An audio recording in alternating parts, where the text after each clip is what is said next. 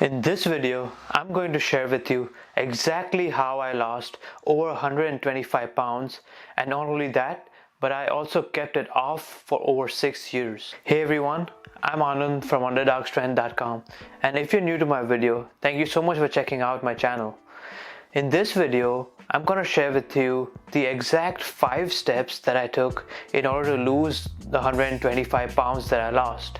Now, when it comes to weight loss, there's so much bad information out there. Basically, people trying to scam you, trying to sell you different supplements. But even when I was losing weight, I had to go through a lot of bad information until I got through the right information. And through learning and through a lot of experience and coaching other people myself, I've learned so much in that process. So fortunately, since you're watching this video, you don't have to deal with a lot of the misinformation that I had to deal with when I was starting out. Before I share with you the exact 5 steps that I took in order to lose all this weight, let me tell you a little bit about myself. I'm a fat loss and strength coach, and I'm also a competitive powerlifter, but I wasn't always like that. In fact, I was the complete opposite of someone who you would call a fit person. So even when I was about 12 years old, I used to weigh well over 200 pounds. And as a teenager, I used to weigh about 275 pounds, with my waist measurement being almost 50 inches. Now, that is a lot of weight to carry around. And as if, carrying all this weight around and, dealing with different body image issues wasn't enough, I also had to deal with a lot of bullying, and I was bullied almost every single day just for being fat. In many ways, I felt like I was disabled because I couldn't do the same things that other kids could do when I was little, like playing sports or any other physical activity. But in my mind, I knew that I could change, and I knew that if I work hard, if I put in the work day after day, then I could achieve whatever I put my mind to. And this was exactly what happened. But it didn't happen in my first try. In fact, I had to go through a lot of different tries, and I had to fail a lot of different times until I finally figured it out. So what made the difference? I tried to lose weight so many different times, but every time I would lose some weight, I would gain back all the weight. And then when I actually started to look into the research, I found out that over 95% of the diets fail. And why is that? It's not that we don't know how to lose weight. Almost everyone knows how to lose weight. But the problem is that people cannot keep the weight off. So what changed? Why was I one of the top 5% of the people who not only lost a lot of weight but have also kept it off for over 6 years? So my goal with this video is to show you that if an average guy like me can lose all this weight and keep it off, then anyone can do it. So with that, let's get started. Step number 1. Step number 1 is I identified my own motivation to lose weight. Now, since this video is titled Weight Loss Motivation, there's a difference between inspiration and motivation. Inspiration is when you look at someone else and you get inspired by them to take action. So they have an influence on you. So when I was growing up, one of the most inspirational characters or movies for me was Rocky. And the reason for this is, Rocky was a true underdog story, and it's the reason why I named my channel and my website Underdog Strength in the first place. In fact, I have a poster of Rocky right here in my bedroom, along with the poster of Bruce Lee, who was also really inspirational to me growing up. And this movie showed me that despite all the odds, you can rise to the top if you put in the work. And this was exactly what I did. But when talking about motivation is something slightly different. Motivation is basically your why or your purpose. You have to find out what's your why. And you have to ask yourself, why do you want to lose weight? Now, we are all motivated by different reasons, but fundamentally all of us are motivated by two things: pain and pleasure. So for me personally, the pain of being overweight, having all these physical disabilities, dealing with a lot of bullying, all of those things was actually greater than my comfort levels of not making a change.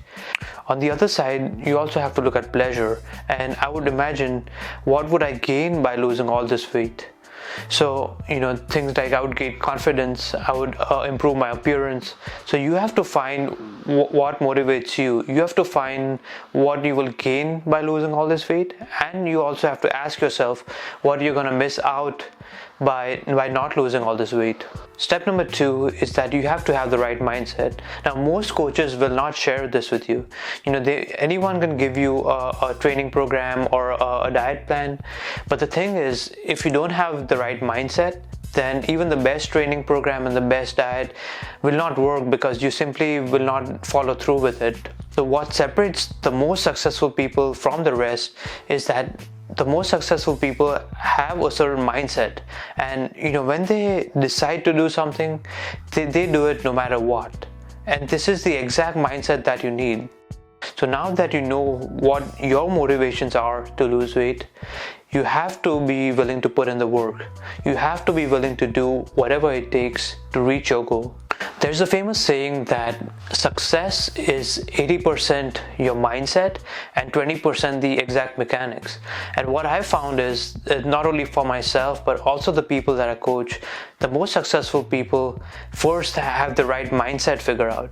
And once you have the mindset figured out, the actual mechanics or the actual way how you get to your goal is not as important. Because if you have the right mindset, then you will be able to deal with a lot of failures which will come along the way, and you will be able to push through any adversity that will come along the way. So if you know that you have the right mindset for success and you're willing to do whatever it takes to succeed, then you have a really good chance of succeeding regardless of the actual training you do or the actual diet you follow. Step number 3 is that you need to set goals.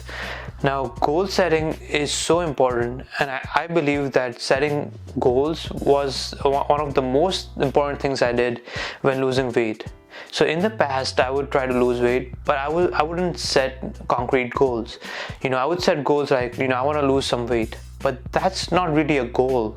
It's very arbitrary. The thing about goals is that the more clear you can get with your goals, the better it is. There's a saying that's called clarity is power. So it's very important to be clear about your goals. And there's two types of goals. There's long-term goals and there's short-term goals, and both are equally important. So I'll give you an example of the goals that I set. So my goal was to lose 100 pounds in 1 year. Now that's a very specific goal. Now this goal can seem really scary for most people. Losing 100 pounds is a big deal. So what I did was, after looking at my long-term goal, I broke down that long-term goal into short-term goals. So if I want to lose 100 pounds in 1 year, that would equal to about 2 pounds a week. There's 52 weeks in a year, so approximately if I want to reach my goal, I have to lose 2 pounds a week. And this is an achievable goal for most people, especially if you're significantly overweight. 2 pounds of weight loss is a good number to aim for. Then I figured out, how can I get to my weekly goal? What can I do in order to lose the 2 pounds a week? Step number 4 is that I created a caloric deficit.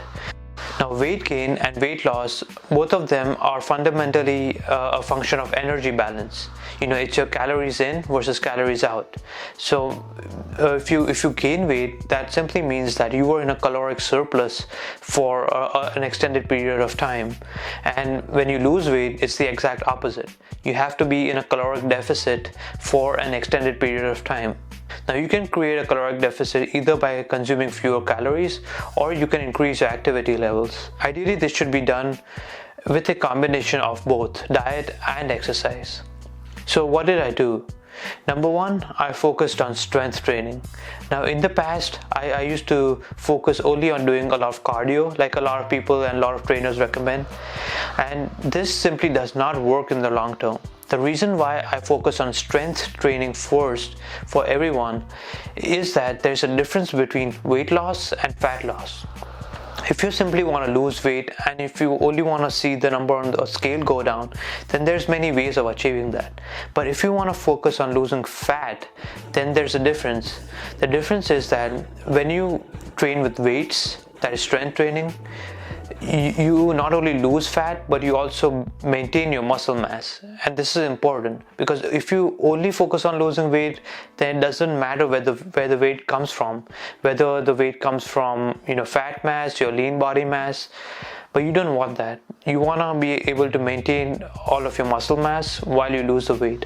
And in many cases, especially if you're a beginner, then you can even add muscle mass. And this is exactly what I did. So number one, I focus on my strength training for my exercise. Now in terms of creating a caloric deficit, it is much easier to cut down on your calories than to burn more calories. So the next step for me was, optimizing my nutrition. Now this does not have to be very complicated, but in terms of nutrition, you have to figure out where your maintenance calories are.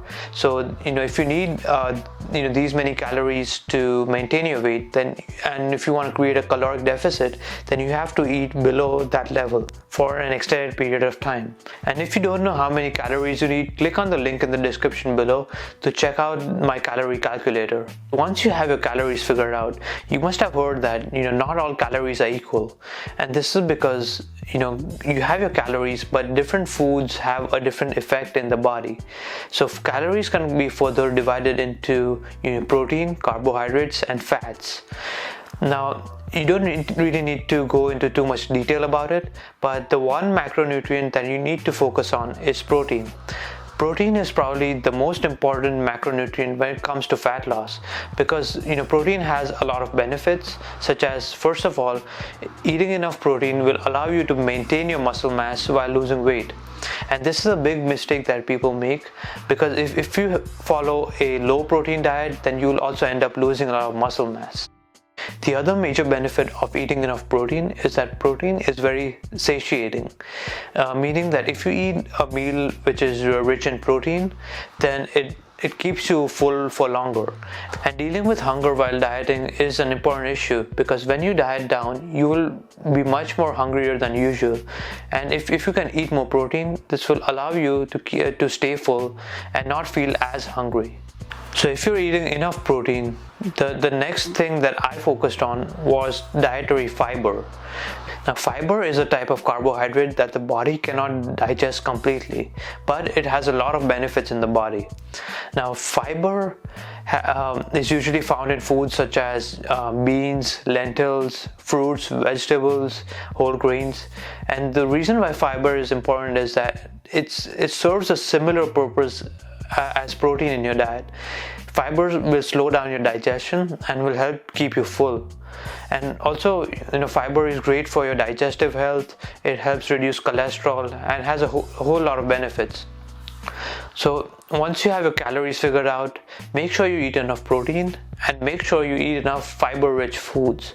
And the combination of protein and fiber-rich foods will really help keep you full and help you stick to your diet. And the final thing that I did in order to create a caloric deficit was to include cardio. Now, like I said, strength training should always be the main focus, but sometimes you need to burn more calories. Sometimes you're eating a very few calories anyway, so cardio is a great way of adding and burning more calories throughout the day. And there's different forms of cardio. The type of cardio that I did for the most part was HIIT cardio. And HIIT stands for high intensity interval training. And when it comes to cardio, there's different intensities of cardio you can do. So if we take the example of walking, walking is considered as a low intensity activity. Then if you start jogging, then that will be a medium intensity activity. And if you start sprinting, then that's considered as a high intensity activity. But I don't really recommend running for weight loss. And if you want to learn more, check out the last video that I made on this topic. But high intensity interval training is very similar to weight training, where you perform an activity for about 15 to 20 seconds at a really fast speed, and then you rest for about 1 to 2 minutes, and then you repeat that interval again. If you want to learn more about high intensity interval training or HIIT, then make sure to check out my free ebook down in the description below. The reason why I chose HIIT cardio is that I was already spending a lot of time in the gym training with weights, and HIIT cardio typically requires about 10 to 15 minutes to complete. So it's a great way of getting a great workout in, burning a lot of calories in a short amount of time. So creating a caloric deficit with a combination of strength training, nutrition and cardio was step number 4. Step number 5 is you need to make small adjustments over time in order to reach your goal. So now that you've created a caloric deficit, most people think that weight loss is linear. You start over here and then you end over here. But actually weight loss is not linear at all. And as you lose weight, you will have to face a lot of plateaus. So as you face these weight loss plateaus, you have to make adjustments over time in order to keep progressing. And there will be times where for several weeks your weight will not change, and this simply means that your body has adapted to those level of calories, and then you have to make a change either by reducing your calories even more or making changes to your training. And this is where most coaches come in, where they can guide you, and every time you hit a plateau, they help you get past that plateau by making a small adjustment. Now when I was losing weight, I would often panic a lot and end up making these big adjustments more than what I needed to. But over the years, as I've gained more experience, I've become better at it. So these are my 5 steps, but all of these steps are pretty useless unless you're consistent with it. Consistency is the key to success. Here's the thing about motivation.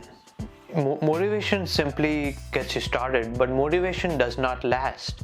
So what's the solution instead? So if you use motivation to get started, then you can actually use the power of habit to build up momentum. The reason why I was successful in the long term is because I was able to form good habits around my training, my nutrition and my lifestyle. If you rely only on motivation, then your motivation will soon run out and you will no longer be on the path to achieving your goals.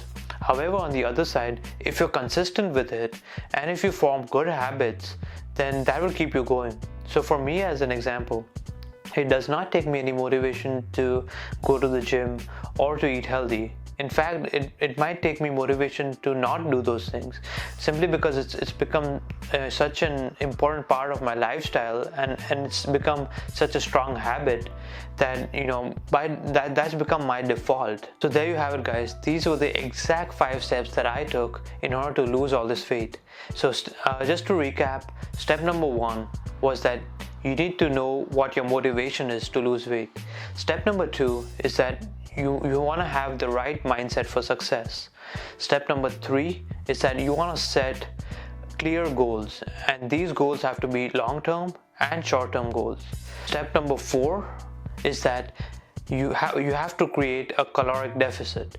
Regardless of the type of training you do or the actual diet you follow, you have to create a caloric deficit through a combination of diet and exercise. And I always recommend that you focus on strength training first.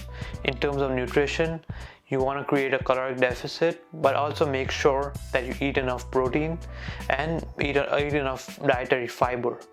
And in terms of cardio, if you're not doing any cardio, then I recommend that you start off with HIIT cardio, which stands for high intensity interval training. And finally, you have to make adjustments over time. Your weight loss will never be linear, and as you hit weight loss plateaus, you have to make small adjustments to keep progressing towards your goal. And the most important thing is that you have to be consistent. And if you're not consistent, then and you rely only on your motivation, then you're not very likely to hit your goals. So what did I do after losing all this weight? It's one thing to lose weight, but it's a completely different thing to keep the weight off. And what I did was, first of all, instead of starting to eat everything again and going off my diet, I did something called reverse dieting, and it's exactly what it sounds like. So when you were dieting, you reduce your calories over time in order to lose weight. And reverse dieting is the complete opposite. So instead of taking your calories from here to here right away, you slowly increase your calories over time and see where your actual maintenance calories are. So I will be making another detailed video on reverse dieting, but just keep this in mind that it's a good idea to slowly raise your calories over time until you reach your goals. And the next thing I did after reaching my weight loss goals was that I set new goals. So the reason why I really love powerlifting is that you can set these clear goals in terms of numbers, and just as it's really motivating to see your weight go down on the scale, with powerlifting, I really find it motivating to see my numbers go up over time. So getting stronger every week or every month, that's really motivating to me. So if after you lose all this weight, I really recommend that you set new fitness goals for yourself. If you want to learn more about this topic, make sure to click on the article in the description below, which goes into much more detail about this exact topic. And if you want to learn more about weight loss, HIIT cardio, or strength training, then make sure to check out my website underdogstrength.com, and I will also link down in the description below with my books on these topics.